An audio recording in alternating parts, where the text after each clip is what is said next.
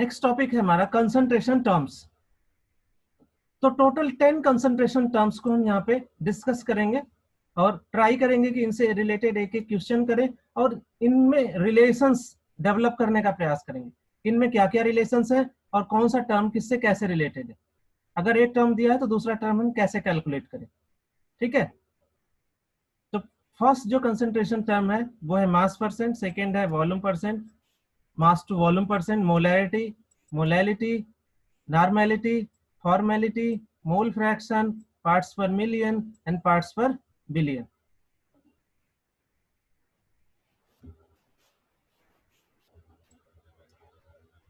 Hope उम्मीद करते हैं होपफुली कि आपको ये आता है। ठीक है, मास परसेंट आपको आता है, percentage W by W। It is the amount of solute present in 100 gram of solution. Since we are using percent, that's why the amount of solution is taken as 100 gram. ये ध्यान रखने वाली बात है। ठीक है, तो हम एक पूरे कंसंट्रेशन टर्म्स को पढ़ने के लिए एक जनरल नोटेशन की बात करेंगे कि कहीं पे हमने क्या क्या नोटेट करना है। अगर सॉल्यूट को सॉल्वेंट को तो हम कैसे कैसे नोटेट करेंगे। ठीक है, स्मॉल m2 अगर हम करेंगे तो मास ऑफ सॉल्यूट होगा, स्मॉल m1 अगर हम लिख रहे हैं तो मास ऑफ सॉल्वेंट होगा, कैपिटल M2 लिख रहे हैं तो मोलर मास ऑफ सॉल्यूट होगा, कैपिटल M1 लिख रहे हैं तो मोलर मास ऑफ सॉल्वेंट होगा।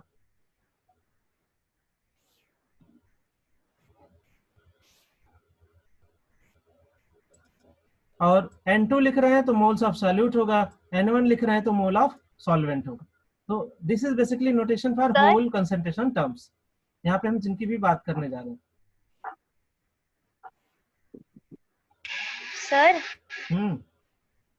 सर ये काफी ज्यादा पुराना है वैसे, सब 12th का।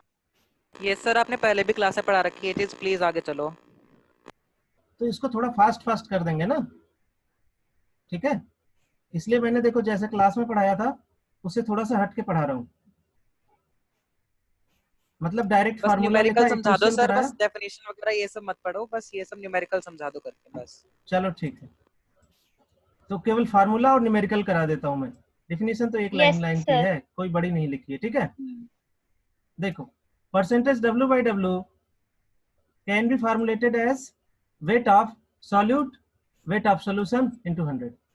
तो अगर इसको हम फार्मूले में लिखो M2 upon M1 plus M2 into 100। एक हम क्वेश्चन करते हैं, what is the percentage W of W if 5 gram of KCl dissolve in 20 ml of water.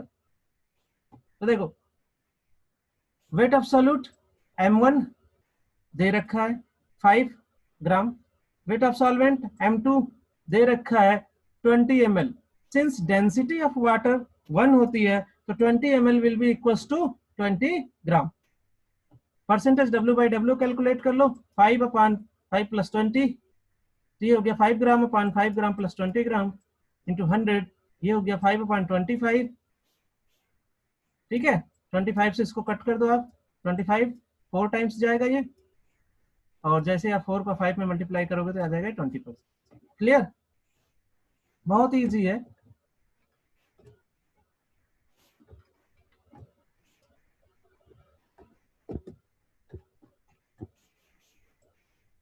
Next है सिमिलरली मालूम वॉल्यूम परसेंट भी हमारा वैसे ही है जैसे हमारा मास परसेंट था।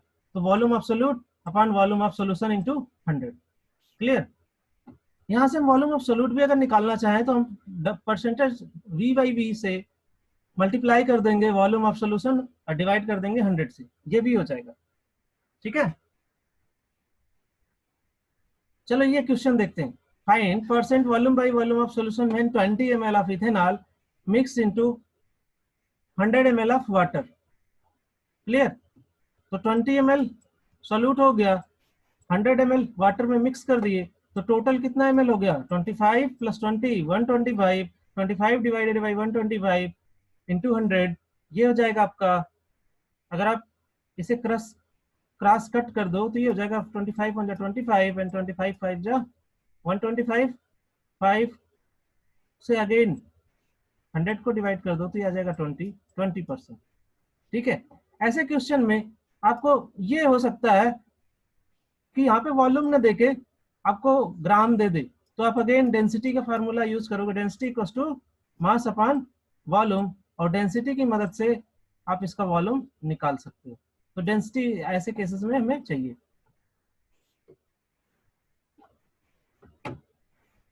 नेक्स्ट है mass to volume percent. Mass of solute into 100 ml of solution, sorry, weight of solute divided by volume of solution into 100। तो कह सकते हैं कि 100 ml of solution में कितने ग्राम सोल्यूट प्रेजेंट है। ये क्वेश्चन देखते हैं। Percentage W by V, 10 gram of sugar dissolve in water to make its volume 100 ml।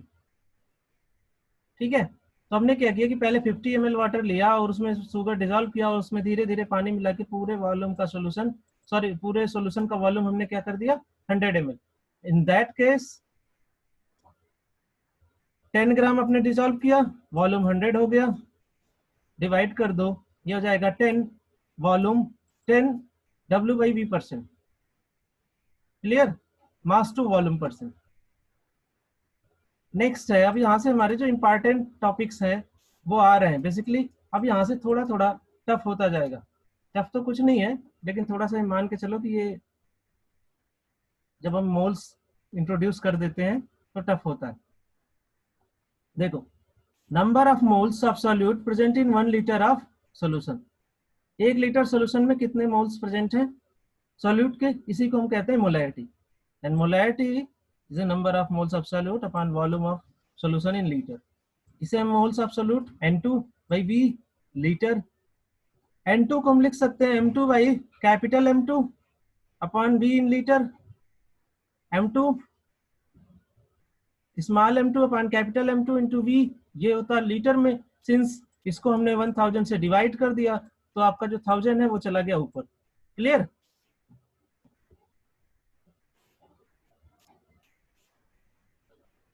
तो यहाँ से ये नया फार्मूला आ गया कि मास ऑफ सॉल्यूट अगर निकालना है, M2 निकालना है, तो आप पूरे क्वांटिटीज को इसको डिनोमिनेटर से मल्टीप्लाई कर दो।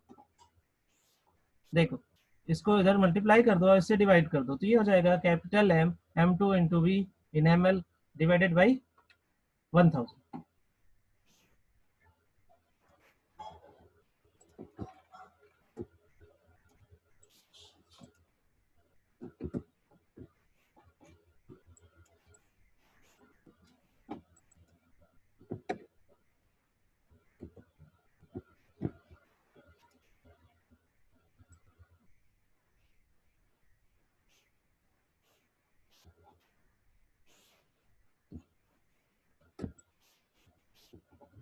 अब बात आती है कि नंबर ऑफ मोल्स कैसे निकालें। तो नंबर ऑफ मोल्स में आपको कभी कभी ये उलझा सकता है। ऐसे उलझा सकता है कि नंबर ऑफ मोल्स आपसे पूछ रहा हो और ये कुछ भी दे दे। तो नंबर ऑफ मोल्स निकालने के टोटल 5 फार्मूले हैं। फर्स्ट फार्मूला कि नंबर ऑफ एटम या मॉलिक्यूल्स दिया हो उसको अवोगाद्रो कांस्टेंट से डिवाइड कर देंगे। अवोगाद्रो कांस्टेंट की वैल्यू होती है 6.022 into 10 to the power 23।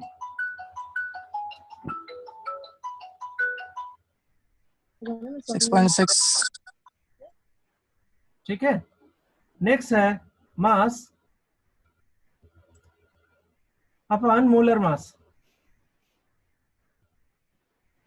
Next equation आती है फ्रॉम द स्टेट से PV upon RT।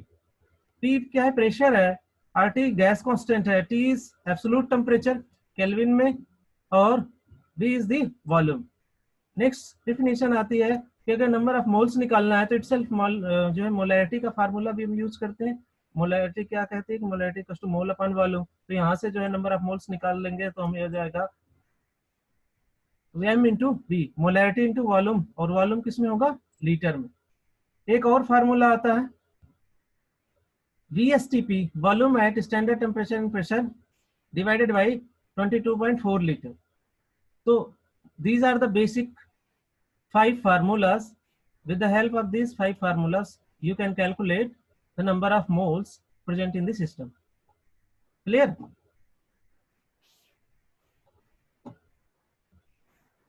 Yes sir. ये तो नहीं पढ़ा होगा ना पूरा का पूरा ऐसे।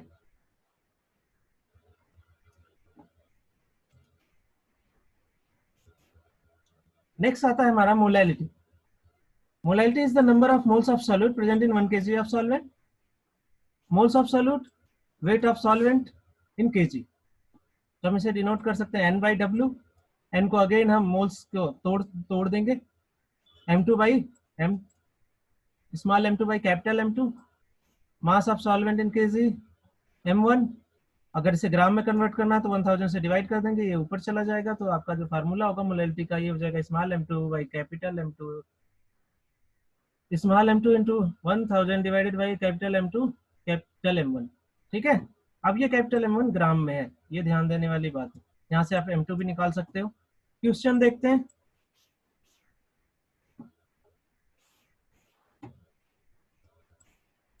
Calculate the molarity of solution containing 4 gram of NaOH dissolved in 500 ml of water. तो centimetre cube 1 cc is equal to 1 ml, ये ध्यान रखना। तो ये 500 ml है।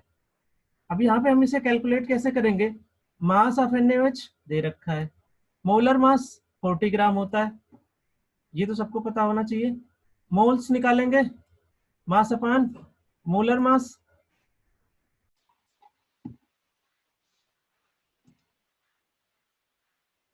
ये एग्जांपल था, molarity of solution containing 4 gram of NaOH dissolved in 500 ml of water। तो इस सॉल्यूशन की हमें मोलैरिटी निकालनी थी। Mass of NaOH 4 gram given है, मोलर मास फार्मूले से कैलकुलेट कर लेंगे 40 gram. Moles of NaOH mass upon molar mass 4 upon 40, that will be the 0.1। Molarity moles upon volume in litre, mole हमने निकाल लिया 0.1, वॉल्यूम सिंस 500 ml दे रखा है तो 1000 से मल्टीप्लाई कर देंगे इसमें। 0.1 divided by 500 ml multiplied by 100, तो 500 से 100 कट कर दो 2 टाइम्स, 0.1 इंटू 2.2 मोलर। नेक्स्ट है calculate molality of solution when 6 gram of urea dissolved in 250 ml of water।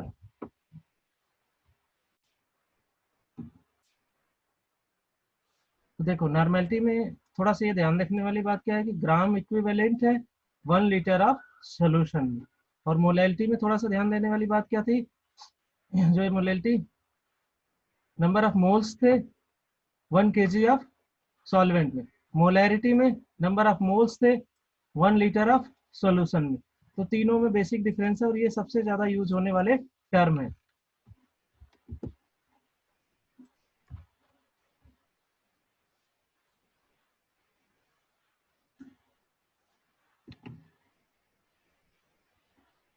अब बात आती है कि ग्राम इक्विवेलेंट कैसे निकालें, ग्राम इक्विवेलेंट कैलकुलेट कैसे करें। तो ग्राम इक्विवेलेंट जब हम कैलकुलेट करते हैं तो ये होता है वेट अपान इक्विवेलेंट वेट। जैसे हम मोल्स निकालते थे उसी तरह नंबर ऑफ मोल्स की जगह हम लिखे हैं नंबर ऑफ ग्राम इक्विवेलेंट, तो वहां पे होता था वेट अपान मोलर मास, यहाँ पे होगा वेट अपान इक्विवेलेंट वेट। तो नॉर्मेलिटी हो जाएगी equivalent weight divided by volume of solution in litre, और इक्विवेलेंट वेट को आप ट्रांसफॉर्म कर दो M2/E2 में, तो ये हो जाएगा M2/E2 divided by V in litre, और V इन लीटर को अगर आप ml में लेना चाह रहे हो तो 1000 से डिवाइड कर दो, और जैसे ही आप इसको 1000 से डिवाइड करोगे ये 1000 ऊपर चला जाएगा, तो नॉर्मेलिटी हो जाएगी M2 multiplied by 1000 divided by E2 and again divided by V in ml, volume of solution in ml। तो यहाँ से आप मास एब्सोल्यूट M2 भी निकाल सकते हैं। अब जो सबसे इंपॉर्टेंट थिंग है जो हम कम पढ़ते हैं वो है मास, इक्विवेलेंट मास। ठीक है, ये इक्विवेलेंट वेट जो हमने लिखा है इसको हम कैसे कैलकुलेट करें। तो फर्स्ट ऑफ ऑल कि इक्विवेलेंट वेट की डिफिनीशन क्या है। इक्विवेलेंट वेट हम उसे कहते हैं कि mass of element which combine or displace 1 gram of hydrogen और 8 ग्राम ऑफ ऑक्सीजन और 35.5 ग्राम ऑफ क्लोरीन। क्लियर।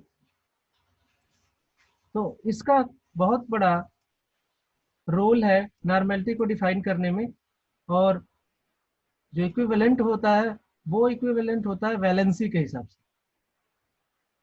अगर हम यहाँ पे देखें तो हाइड्रोजन की वैलेंसी 1 थी तो 1.008 ग्राम था, ऑक्सीजन की वैलेंसी 2 है तो इसका मोलर मास ऑक्सीजन का जो एटॉमिक वेट कितना होता है 16 डिवाइडेड बाई 2, 8 ग्राम हो गया।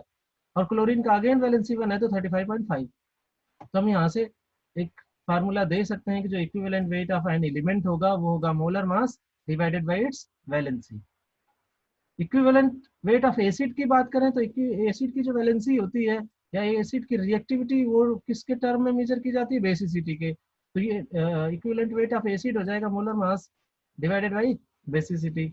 इक्विवेलेंट वेट ऑफ बेस हो जाएगा molar mass divided by acidity. Equivalent weight of salt, अगर इक्विवेलेंट वेट ऑफ साल्ट की बात करें तो ये हो जाएगा molar mass divided by total positive valency of metal atoms. Salt में जो मेटल एटम्स होंगे, कैटायंस होंगे, उनकी बात करेंगे हम। और अगर इक्विवेलेंट वेट ऑफ आयंस की बात करें तो molar mass of ion oblique charge ion, charge on ion, वो उस आयन पे कितना चार्ज है उससे हम डिवाइड कर देंगे।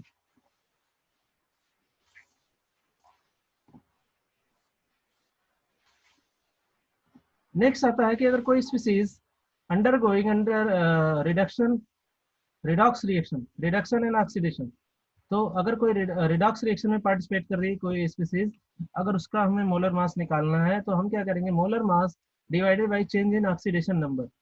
आप ट्वेल्थ में आप KMnO4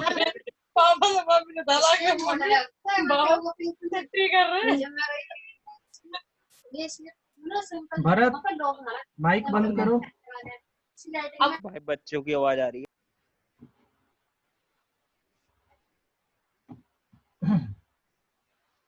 ठीक है, तो हम ये बता रहे थे कि अगर 12th में बहुत ज्यादा आपसे जो वाइवा में भी कभी कभी क्वेश्चन पूछा जाता था, तो पूछा जाता था KMnO4 का जो इक्विवेलेंट वेट होता है वो डिफरेंट मीडियम में अलग होता है, एसिडिक मीडियम में अलग होता है, बेसिक मीडियम में अलग होता है और न्यूट्रल मीडियम में अलग होता है। ठीक है, तो आप इसकी जो चेंज इन ऑक्सीडेशन नंबर से आप करते थे कि Mn प्लस Mn यहाँ पे किस स्टेट में है, +7, ठीक है। तो हाँ 4 to 8, 8 में से 1 निकल के +7, ठीक है। तो Mn बेसिकली हमारा MnO2 मतलब Mn +2 में, सॉरी +4 में, और दूसरा जो बेसिकली Mn चेंज होता है वो चेंज होता है Mn2+ में। तो इन दोनों के चेंज के बेसिस पे ये मैक्सिमम चेंज था एसिड के केस में और ये बेसिक कंडीशन में होता था। तो आप यहाँ पे कहते थे कि 7 माइनस +2 में होगा ना, हाँ +2, +2 ये +2 लिखा है, ये MnO2 MnO2 +4, 2 का O2 का प्लस देखो -2 करो, -2 × 2 -4 +4, ठीक है। तो आप यहाँ कहते थे कि एसिडिक कंडीशन में 7 - 2 = आता था 5। तो आप इसका जो मोलर मास शायद मुझे याद नहीं एग्जैक्ट 159 होता था क्या, डिवाइड करते थे आप 5 से तो ये आता था 31 पॉइंट समथिंग 8,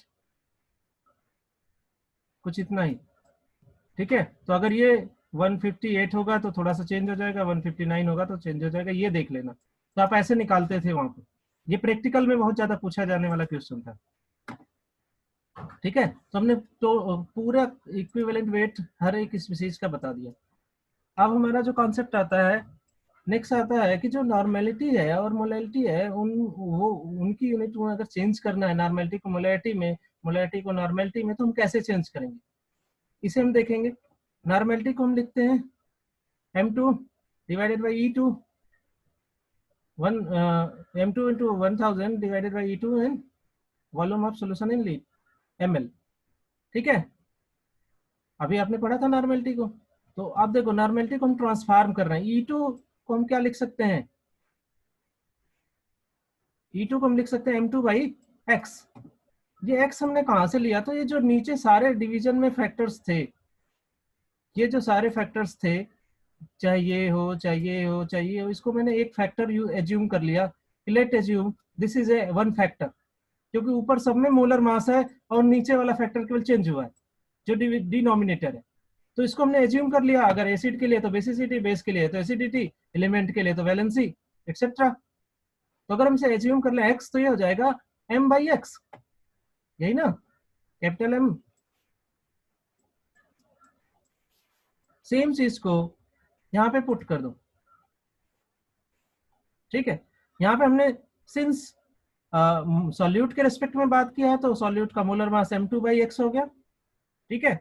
अब इस x को ऊपर ले जाओ, ये अगेन फार्मूला हो गया m2 into 1000 divided by capital M2 V in ml solution, ठीक है, volume of solution in ml into x। अब ये x अलग हो गया, तो अगर हम ये ध्यान से देखें तो ये जो पूरी क्वांटिटी है, ये पूरी क्वांटिटी हमारी क्या है, मोलैलिटी है। तो अब इस पूरे क्वांटिटी की जगह m लिख दो, तो यहां से आ गया normality equals to molality, sorry molarity है, ठीक है, मोलैरिटी इनटू x। तो अब यहाँ से हम चेंज भी कर सकते हैं, अगर x निकालना हो तो इस m को इसको इस साइड चेंज कर दो, इधर ये मल्टीप्लिकेशन में है, इधर साइड चेंज करते ये डिवीजन में हो जाएगा, n/m इक्वल्स टू x। तो यहाँ से हम निकाल सकते हैं, जैसे नॉर्मल एक छोटा सा एग्जांपल लिया है कि नॉर्मेलिटी ऑफ एसिड निकालना हो तो molarity of acid into its basicity, और बेसिसिटी आप उसके फार्मूला देख के, कोई भी एसिड है जैसे HCl है तो उसकी बेसिसिटी 1 है, तो उसको देख के आप बता सकते हो कि उसकी बेसिसिटी कितनी है। कोई बताएगा बोरिक एसिड की बेसिसिटी कितनी होती है?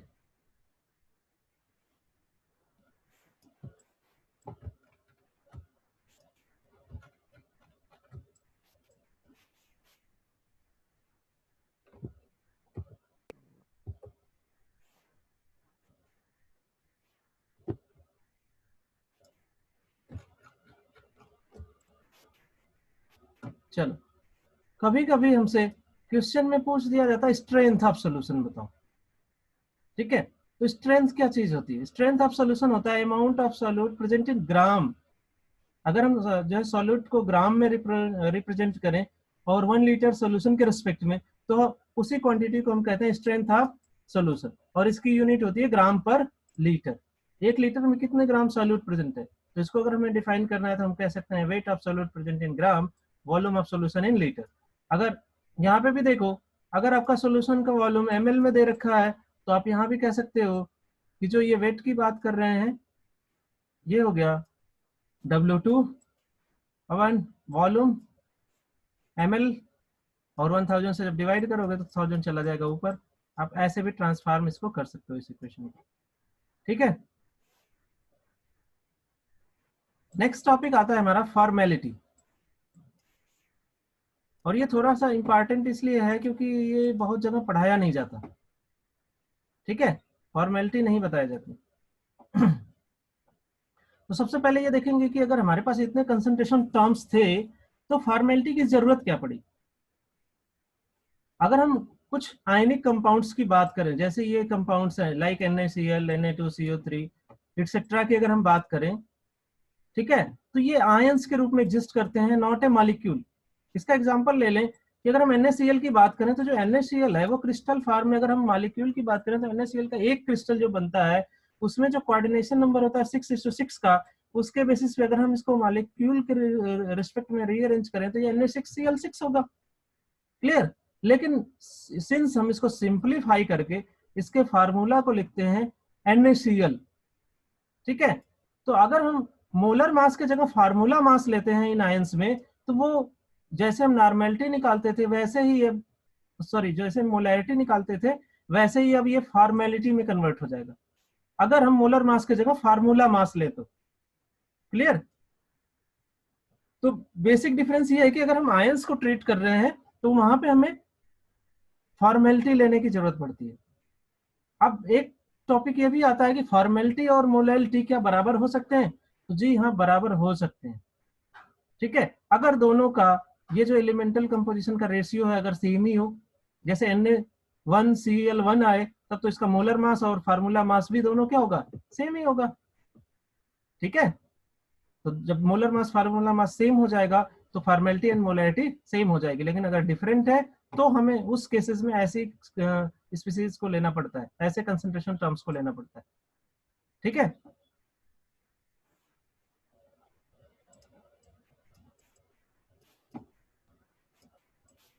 चलो, formula mass is used in place of molar mass. तो अगर हम ग्राम फार्मूले की बात करें एफ, तो ये हो जाएगा वेट अपॉन फार्मूला मास। अब NaCl के केस में हम इसका फार्मूला मास लेते हैं 23 प्लस का 35.5, यही ना, तब ये होता है 58.5। तो हम ये यूज करेंगे रेदर देन इसका Na6Cl6 से निकाल के, ठीक है। तो ये फार्मूला मास है। अगर हम इसको कहें फॉर्मेलिटी, तो ये ग्राम फार्मूले divided by volume of solution in litre. अगर आपको ml में लिखना है तो आप क्या करो, यहाँ से ट्रांसफॉर्म कर दो, ठीक है, डिवाइड कर दो लीटर को 1000 से, तो ये कन्वर्ट हो जाएगा ml में। अब ये हो जाएगा ml अगर आपने 1000 से डिवाइड कर दिया तो, ठीक है। बाकी ये क्या है, ये तो केवल रीअरेंजमेंट है, इस वैल्यूज को रख दी गई है m2 अपॉन f2 फार्मूले mass and volume of solution in litre. ये क्वेश्चन देखते हैं।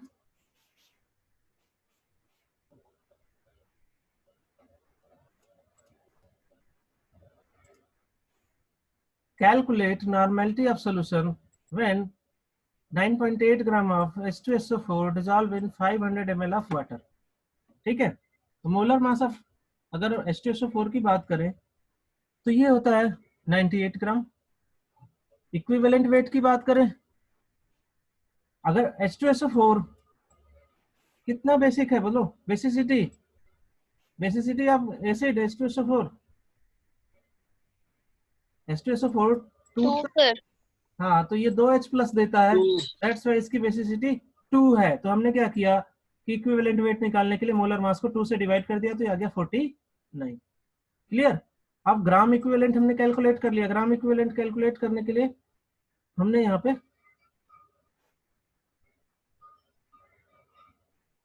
अच्छा यहाँ पे लिखा नहीं है, ठीक है, तो ये मल्टीप्लाई होके 0.2 इंटू 2 0.4 नॉर्मल आ जाएगा। चलो यहाँ पे देखो, तो ये हो गया 9.8 डिवाइडेड बाई 49, ये आ गया पॉइंट का 2। अब रख दो gram equivalent divided by volume of solution in litre. तो अब लीटर में नहीं है तो आप क्या करोगे, 1000 से डिवाइड कर दोगे। जैसे ही 1000 से डिवाइड करोगे, ये 1000 कहाँ चला जाएगा, ऊपर।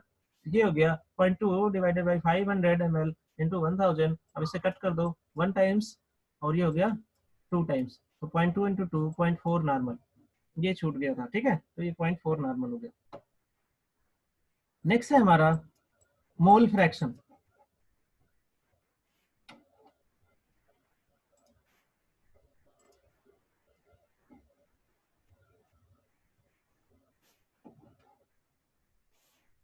ठीक है, ये है मोल फ्रैक्शन। तो नंबर ऑफ मोल्स, सबसे पहले देखो फ्रैक्शन हम जब पढ़ते थे छोटी क्लासेस में, तो हम कहते थे कि अगर कोई शेडेड पार्ट है, अगर ये शेडेड पार्ट है, तो इस शेडेड का फ्रैक्शन हम कहते थे शेडेड अपॉन टोटल, ये हो जाता था 1/4। अगर हमारे पास कोई सोल्यूशन है, तो number of solute present in total moles of solution. तो फ्रैक्शन अगर निकालना है मोल का, तो ये हो जाएगा number of moles of solute upon total moles. तो हम इसे निकाल सकते हैं, moles of solute plus solvent, total moles यही है। J2 equals to N2 N1 plus N2, J1 equals to 1 minus N2। Since जो fraction sum of all mole fraction of A solution is always 1, तो चूंकि हमने यहाँ पे केवल 2 के टर्म में बात कर रहे हैं, बाइनरी सॉल्यूशन की, एक सॉल्यूट एंड सॉल्वेंट की, तो यहाँ पे J1 लिखा है, X1 लिखा है, X2 लिखा है, तो ये हो गया 1 माइनस X2, ठीक है। ये मोल फ्रैक्शन हो गया।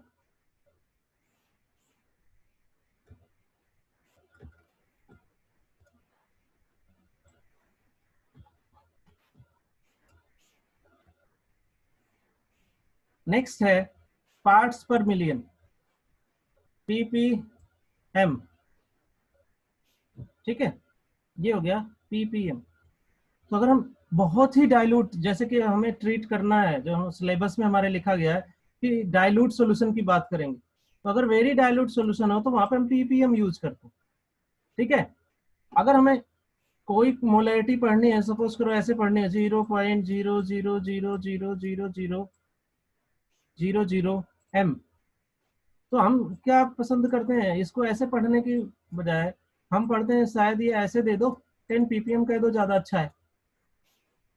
हमें कुछ तो दिख रहा है कि 10 है, ये 0.00 में हम एक जीरो अगर भूल गए तो हमारा जीरो हो गया, सब कुछ जीरो हो गया। तो दैट्स वाई हम ऐसे पढ़ना पसंद कर लेते हैं, ठीक है। तो इस केसेस में ये हम यूनिट पढ़ते हैं पार्ट्स पर मिलियन। इसका मतलब ये है कि हमारे सॉल्यूट का कितना पार्ट्स 1 मिलियंथ सॉल्यूशन में प्रेजेंट है, 1 मिलियन पार्ट ऑफ सॉल्यूशन में प्रेजेंट है। तो अब अगर हमें इसे वॉल्यूम के रिस्पेक्ट में लेना है तो वॉल्यूम के रिस्पेक्ट में ले सकते हैं, मास के रिस्पेक्ट में लेंगे तो मास के रिस्पेक्ट में, ठीक है। तो यहाँ हो जाएगा mass of solute upon mass of solution into 10⁶। आपको याद है 1 मिलियन में कितने जीरो होते हैं? डिबेट याद है संबित पात्रा की और एक और कोई कांग्रेस का नेता था?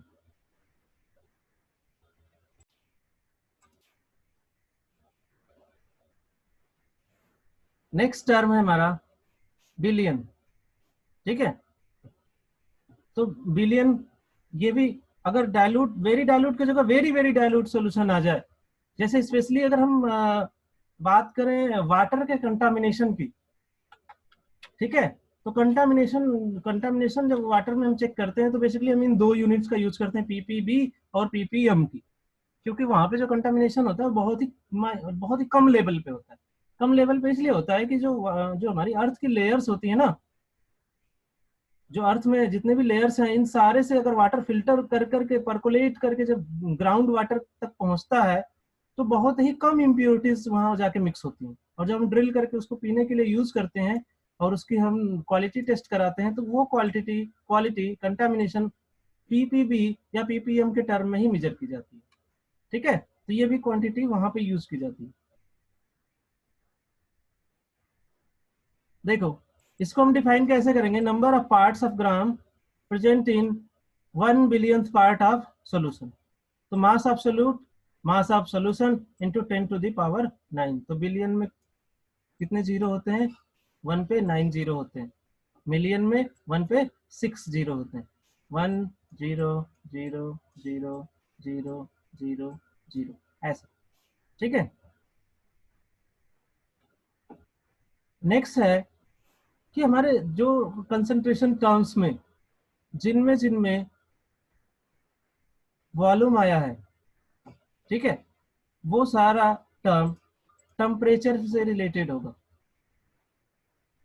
अगर उसमें वॉल्यूम आया है तो टेम्परेचर से रिलेटेड होगा, अगर वॉल्यूम नहीं है, केवल केवल मास है, तो टेम्परेचर से रिलेटेड नहीं है।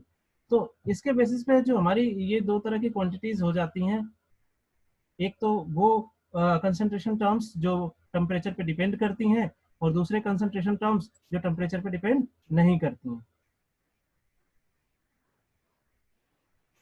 ठीक है। अब दो हमारे लिए सबसे इंपॉर्टेंट टर्म्स हैं